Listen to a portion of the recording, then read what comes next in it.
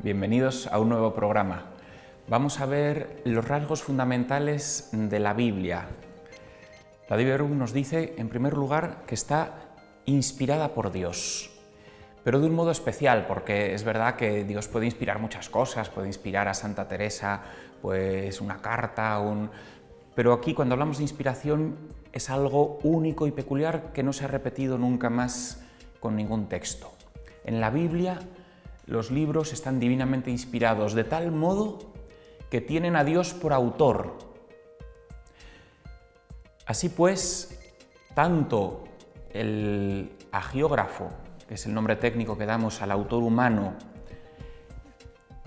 como Dios son verdaderos autores, porque el hagiógrafo, por ejemplo San Pablo cuando escribe sus cartas o Lucas cuando escribe su evangelio, no son unos meros tacógrafos que les van dictando y van poniendo pi, pi, pi, pi, pi. No, son verdaderos autores, dice el concilio. Y Dios también es verdadero autor. Y esto significa que son divinamente inspirados. Dios actúa en el hagiógrafo haciendo que escriba todo lo que Dios quiere y solo lo que Dios quiere, de tal manera que cada palabra es dicha por Dios y también por el autor humano. Esto es la divina inspiración del texto sagrado. También afirmamos que estos libros contienen la verdad.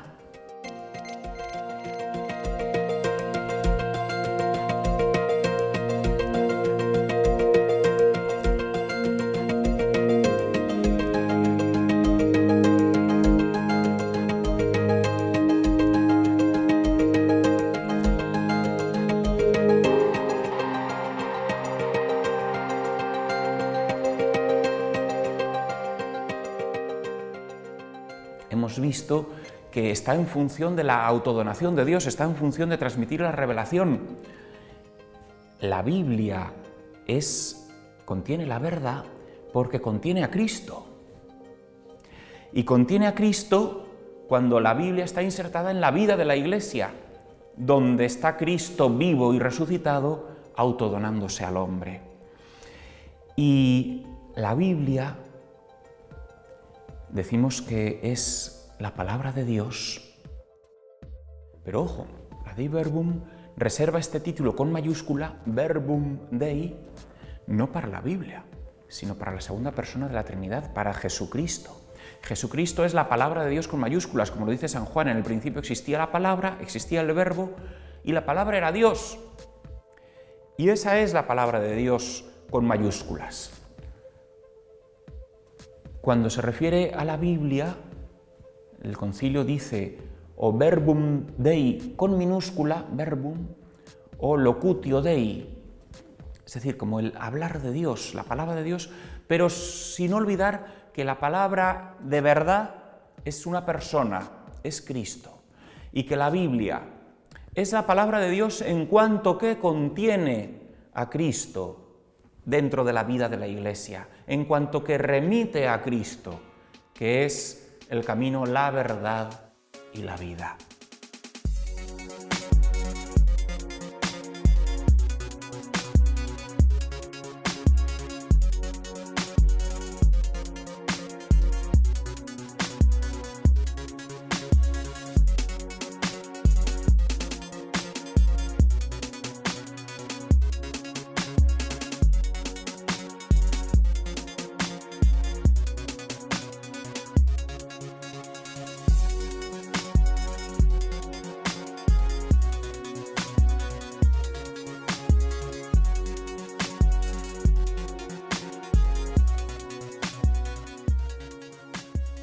Esta unión es muy importante de entender y por eso la Biblia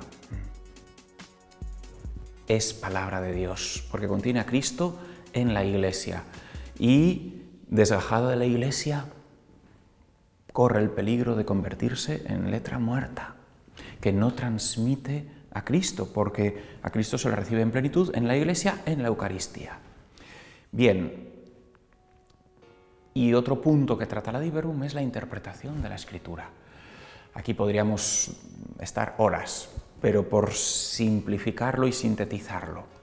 Por supuesto, Lo primero que hay que hacer es conocer el texto original, poder leerlo, poder entender los géneros literarios que se usan.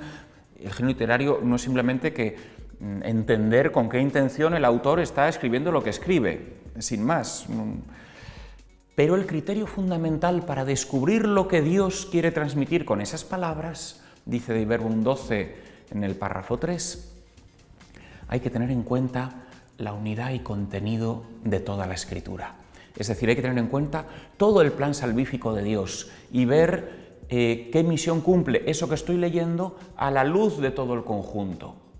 Porque si no, es muy fácil que me equivoque al interpretarlo.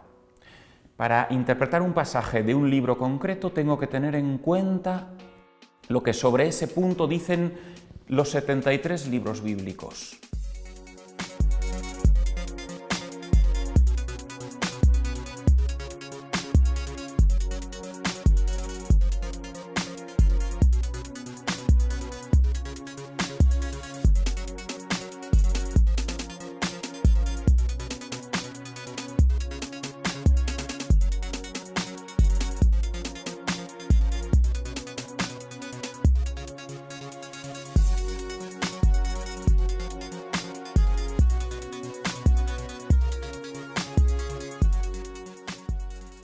Y teniendo en cuenta un dato fundamental de la historia de la salvación, que la plenitud de la revelación se ha dado en Cristo.